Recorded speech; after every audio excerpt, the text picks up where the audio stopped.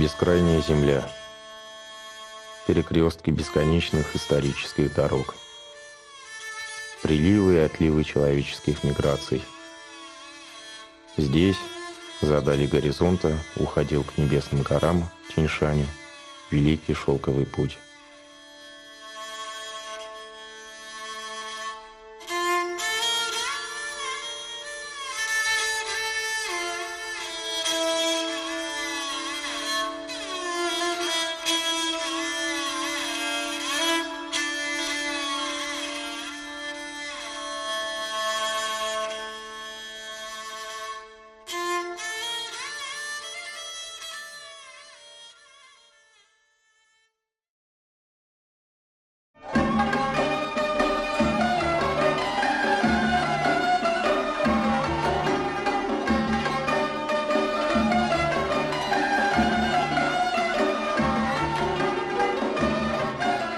Синьцзян, по-китайски «новая граница», или, как еще говорят, Синьцзян-Уйгурский автономный район Китая.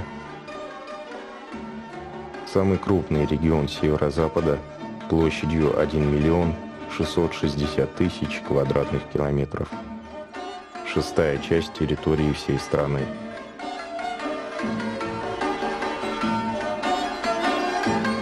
Эта земля вместила все географические ландшафты. Снежные хребты Тянь-Шаня и Кунлуня, низменности Тарим и Турфан, вечные пески пустыни Такламакан, высокогорные озера и бурные реки, стекающие с величественных горных высот. Реки и низменности, горы и степи Синьцзяна издавна заселяли разные этносы. Сегодня на этой территории насчитывается более 47 национальностей. Среди них уйгуры составляют около 50%. Кроме того, здесь проживают китайцы, дунгане, казахи, монголы, таджики и русские.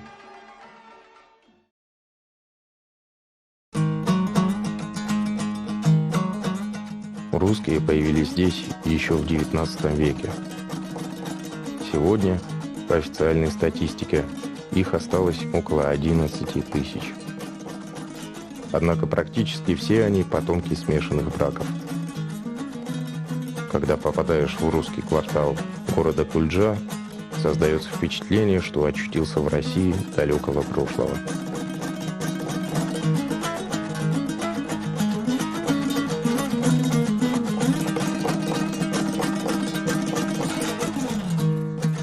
За этой массивной оградой обитает несколько семей чистокровных славян. И тут же, рядом, православные могилы, зарастающее русское пепелище.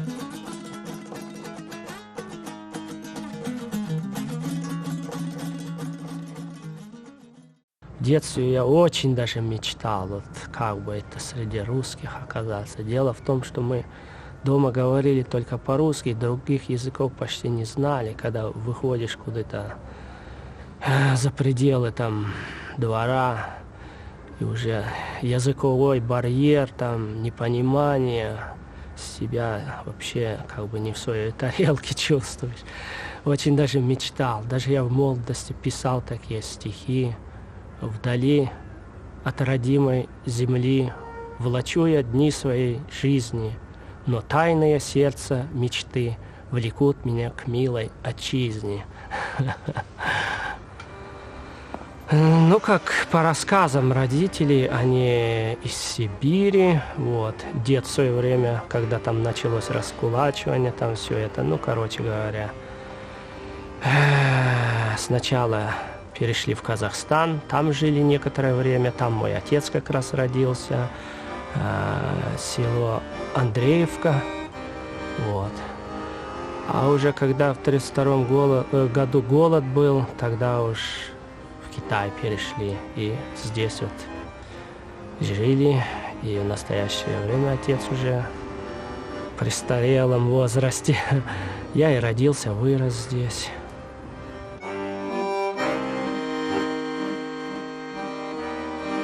В моей сознательной жизни это уже был исход русских из Кульджи. Вот. Я в 1966 году родился. Вот. К тому времени уже большинство в Советский Союз, которые вернулись. Остатки в дальнейшем в Австралию, Америку, это уже на моей памяти тоже эмигрировали.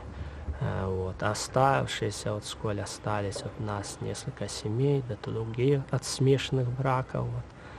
В Кульдже сейчас по статистике 700 душ русского населения. Две семьи, соседи и родственники, Луневы и Зазулины. Все они по вероисповеданию пятидесятники.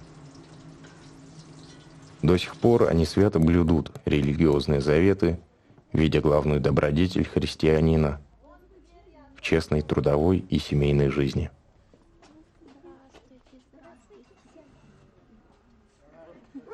И мои родители, и другие, они раньше в основном были все православные, а потом в молодости уже вступили в эту общину и так далее. Вот так и стали пятидесятниками. В дальнейшем эта община претерпела много разных изменений, не вдаваясь в тонкости.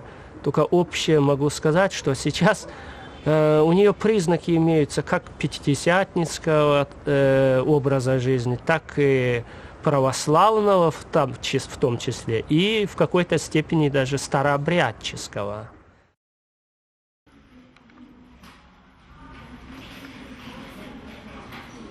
Николай Лунев является директором русской школы в Кульдже.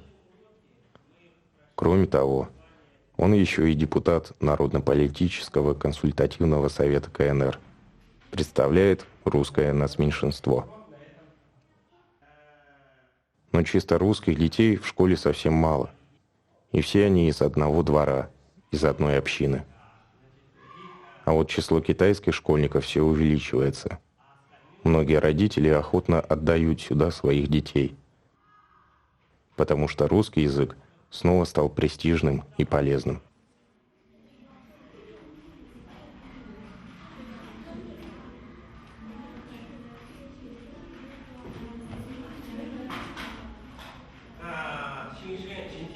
Ну, на моей памяти, сколь я помню, как раз уже было время так называемой культурной революции. Вскоре после того русских уже мало было. Мы как-то обособленно жили. Вот здесь вот у нас находимся на русском кладбище. Мы здесь как-то больше сами, русские дети между собой общались. Вот. Более так замкнутый образ жизни был.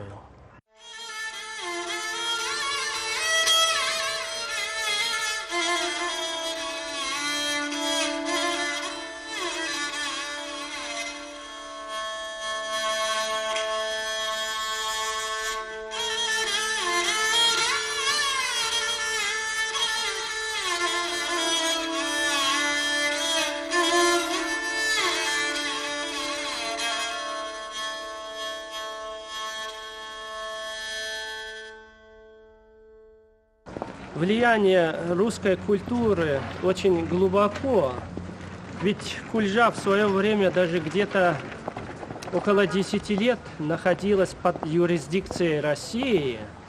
Вот. Да и так вообще с бывшей Россией и Советским Союзом непосредственно граничит. Так что здесь и русских много было, постепенно этот стиль стал как бы стилем для местного населения, даже уже не только русские, в дальнейшем уйгуры строили дома и тоже такого же вида, уже как бы стал официальным стилем местных людей.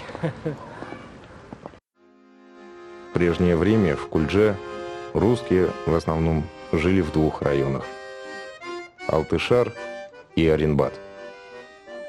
Район Алтышар еще сохранил свой старый облик.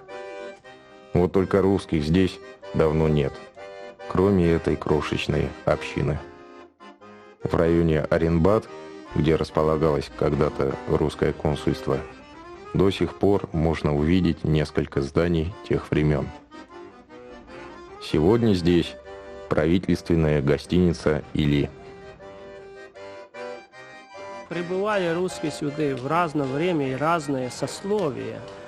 Первыми можно считать там, купцов, когда с Китаем налаживались там, экономические отношения.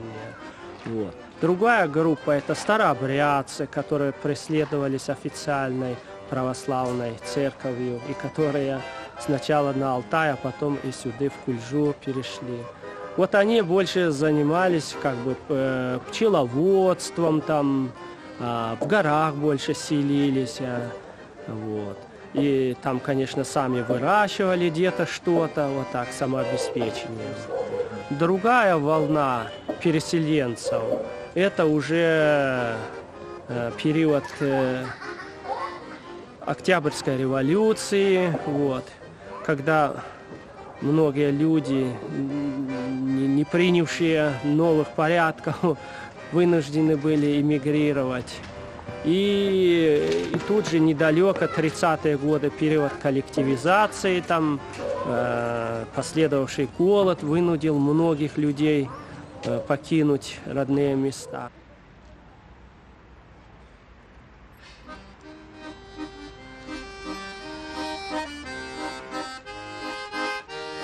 Александр Зазулин, так же как и Николай Лунев, родился в Китае. Это уже второе поколение, выросшее за пределами России. Многолюдное семейство Зазулиных составляет основу русской общины пятидесятников в Кульже.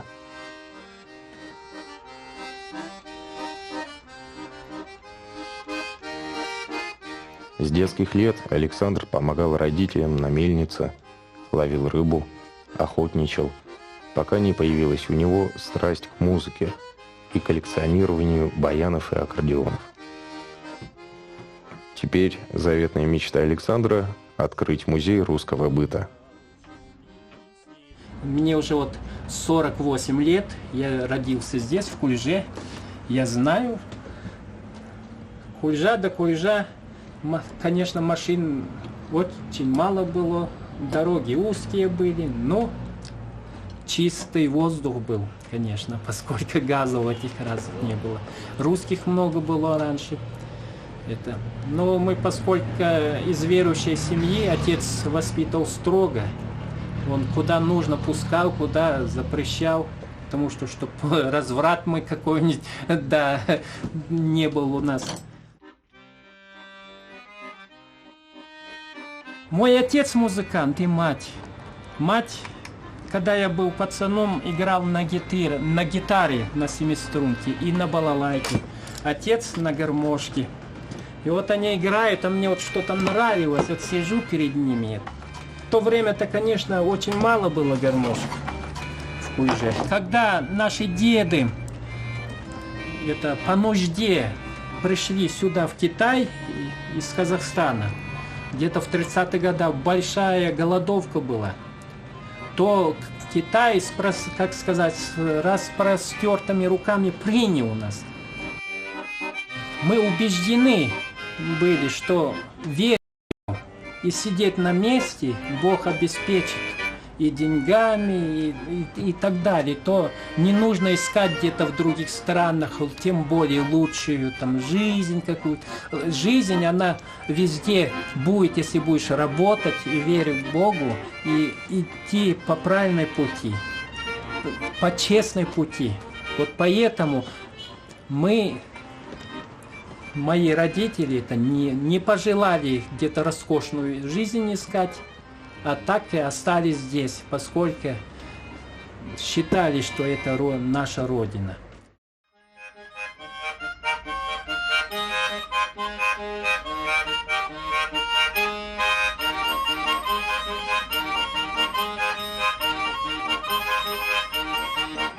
Но так привык, я считаю, Родиной Китай. Вот.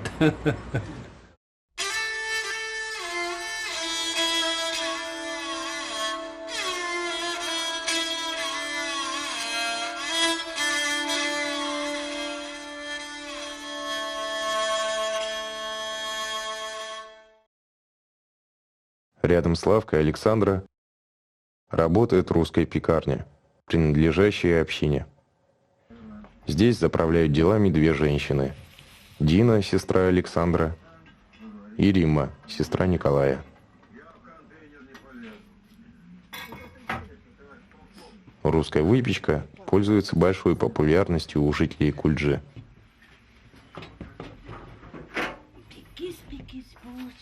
Еще не начало светать, а Римма и Дина уже на ногах. Свежий хлеб должен выйти из печи к самому утру.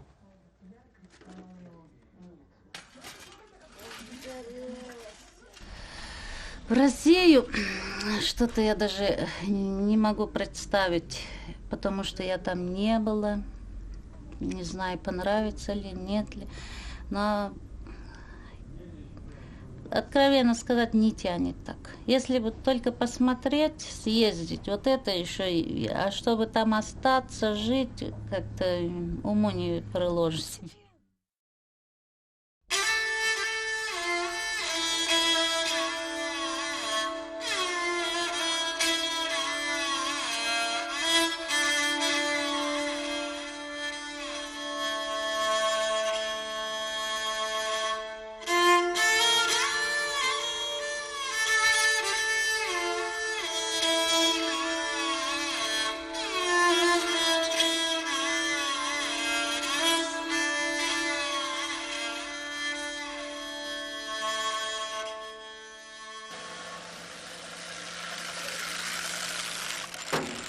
Семейство Курганаевых живет в деревне Турпаюзы, в 20 километрах от Кульджи. Глава семьи Борис Курганаев держит здесь мастерскую по изготовлению зубчиков для мукомольни.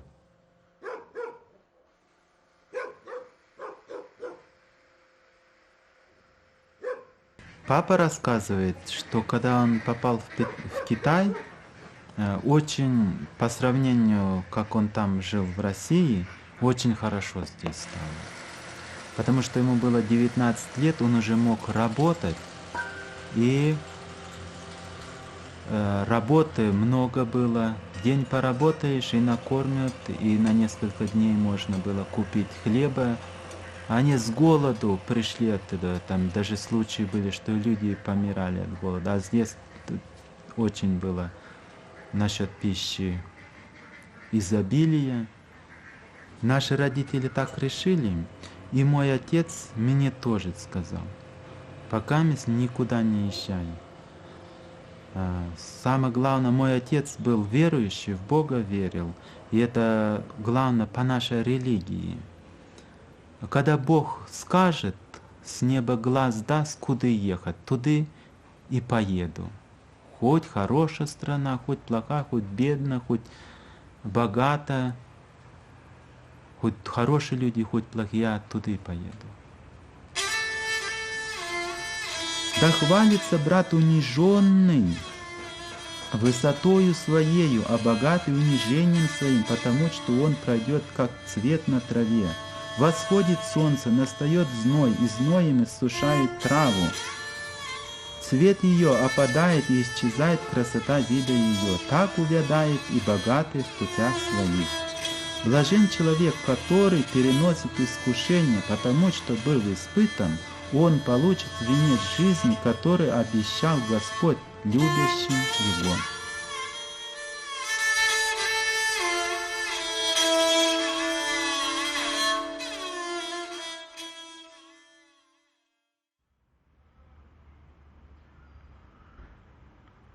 По воскресеньям в православной церкви в Кульдже собираются прихожане. Это уже совсем другие люди. Рожденные от русских матерей, они крепко держатся их веры. Но смешанная кровь дает о себе знать. В церкви давно нет священника. Люди просто читают вместе священное писание, молятся, как умеют и как могут.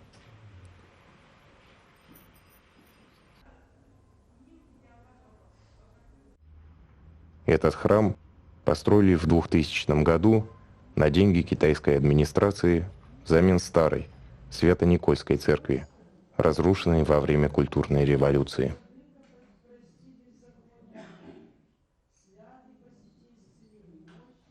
Молитва Господня. Отче наш, иже еси на небесе, да светится имя Твое, да приедет царство Твое, да будет воля Твоя, як на небесех и на земле. Хлеб нас насущный дашь нам днесь.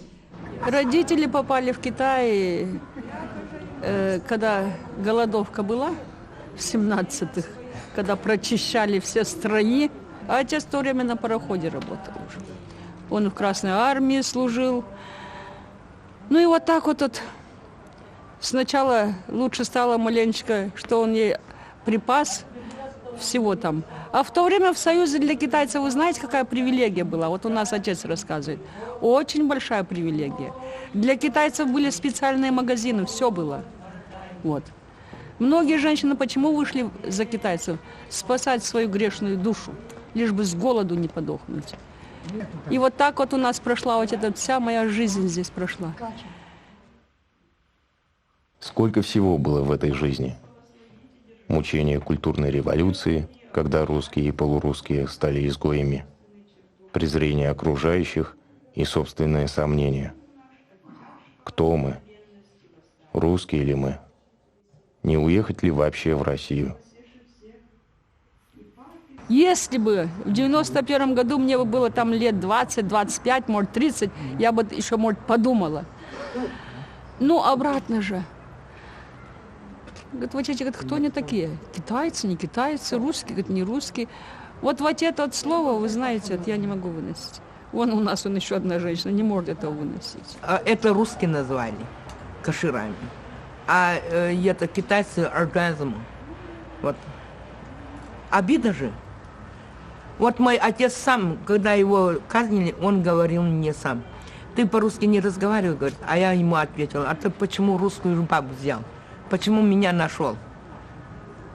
Ты б ее не воровал, не украл бы, и меня бы не было, и я бы не говорил по-русски. Обидно? А ему обидно, что его там, били, колотили.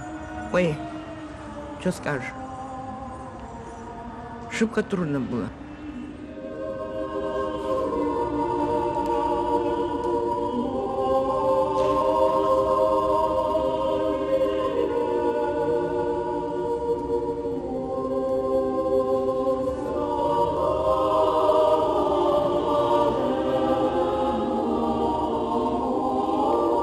Тернистым путем ведешь Ты нас, Господи.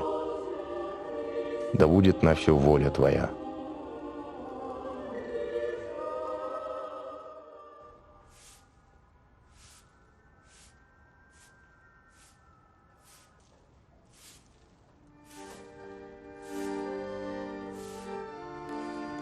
Все разъехались или легли в землю. Теперь их всего и осталось. Вот эти 2 десятка людей на заброшенном кладбище. И удивительно, как из поколения в поколение, живя в чужой стране, они сохранили ритуалы и обычаи, которые давно забыты в нашей России.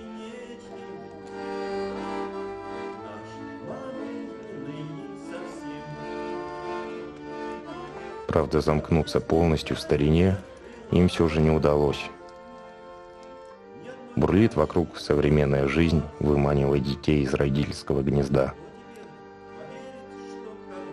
Доносится из-за ограды мощное дыхание Китая.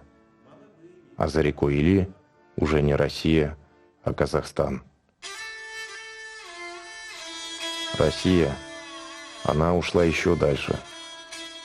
За гряду высоких гор, оставив этих людей с непонятной тоской и неразрешимыми вопросами в душе.